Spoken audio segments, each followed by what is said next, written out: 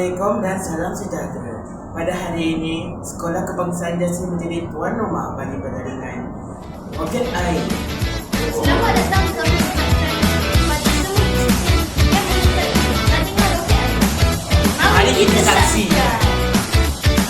Sebanyak 34 buah pasukan mengambil bahagian dalam pertandingan Roket Air peringkat negeri Melaka untuk tahun ini. Para peserta membuat persiapan dan persediaan roket masing-masing. Setiap pasukan menunjukkan kreativiti, kerjasama dan semangat yang tinggi.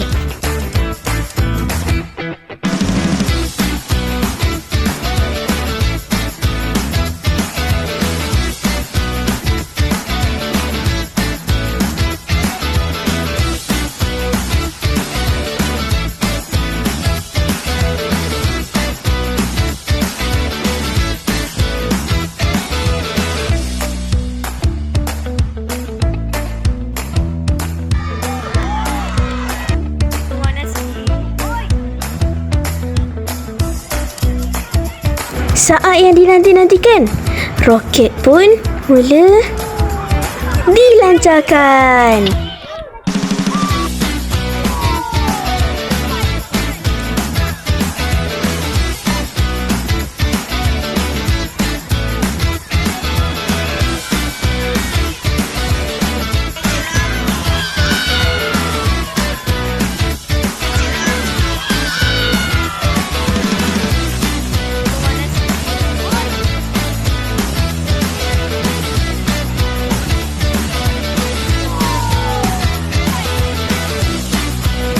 Pelbagai gaya dan ketinggian roket menceriakan suasana pertandingan.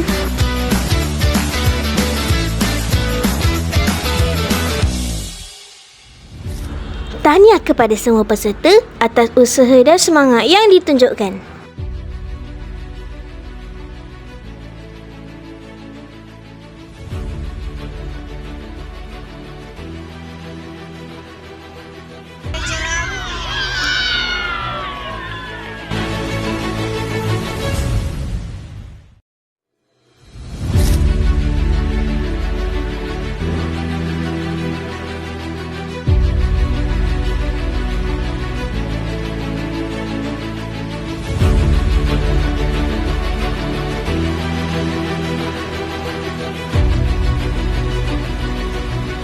Terima kasih diucapkan kepada semua peserta Roket Air. Kepada yang menang, tahniah diucapkan.